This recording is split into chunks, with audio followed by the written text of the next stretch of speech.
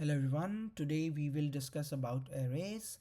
An array is a data structure that allows to store data into contiguous memory locations. It allows you to access that data directly with the help of indexes, and because of which the read and the write complexity of accessing an array is O of 1. Now let's talk about indexes, right?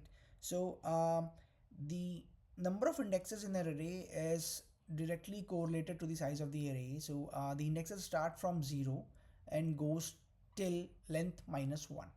So if you look at the array that is on the screen right now, you'll see that the starting point is 0 and the last index is 100. Now what that means is that the entire length of the array is actually 101. These indexes allow us to access the data directly just by knowing the index that we want to access.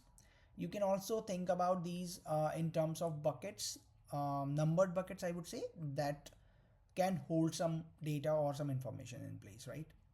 Um, so let's assume that if you are creating an array of type int, then all the elements that the array should contain must be of type int as well. Um, Now let's say if you want to create an array of let's say a user defined type, let's say an employee, right? So then all the elements contained in the array should be of type employee as well. The important thing here is to understand that the elements should be of the same type. If you are working with a language that allows you to have parent-child relationship between the objects, then it becomes very interesting. So assume that you're working with Java and you want to have an array of type vehicle, and that vehicle also have certain subtypes. Let's say a car and maybe a bus, right? And maybe a truck as well. So when we create an array of type a vehicle, it will actually allow us to store the elements of type vehicle, but also elements of all the other subtypes that we have for vehicle, right? So this is um, a very interesting use case wherein the array can actually store elements of different types, but types which are related because of their same because of the parent. Now let us talk about array traversal. So an array can be traversed both from the left side as well as the right side. So assume that you want to access the elements or all the elements of an array starting from the left side. We can make use of a for loop here that runs from index 0 to index n minus 1. In our case it will be 100, and we can access all the elements in that range. Similarly, the for loop can be turned around and be made to access the elements from the right side, starting from the right side to the left side. So what that means is that when we are accessing the elements from the left side, the first element would be 8 and the last element would be 4.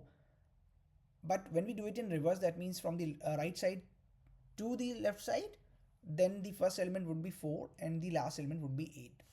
We can also traverse just a subsection of the array by passing the indexes for that subsection to the for loop. So let's assume that if we want to just access elements from index 30 till index 40, then the starting index of the for loop should be 30 and the end index of the for loop should be 40, and that will allow us to touch base only with those elements that are within that range and no other element.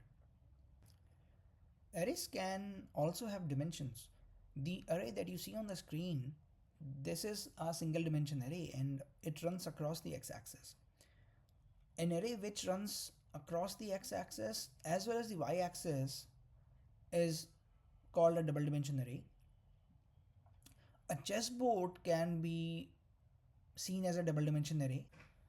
A single dimension array only allows you to store n numbers of data, but a double dimension array allows you to store n cross m number of data. What that means is assuming that the x-axis of the array ranges or ends at, let's say, 5, right? And the y-axis of the array ends at 4. So the total number of elements that the double dimension array can store is 4 cross 5, that is 20. But in case of a single dimension array, assuming that the x-axis only stored 5 elements, then it would only have stored 5 elements, and the other array which is running from or running across the y-axis, it would only have stored 4 elements. But together, by having a double dimension array, we are able to store 20 elements in place. Memory allocation for the array is done during the initialization phase. So we must ensure that the size of the array is not large enough that it doesn't fit into the memory. An array once created cannot really be altered as in size. So we must ensure that the size of the array that we have selected is good enough to hold the elements that we want to store in it.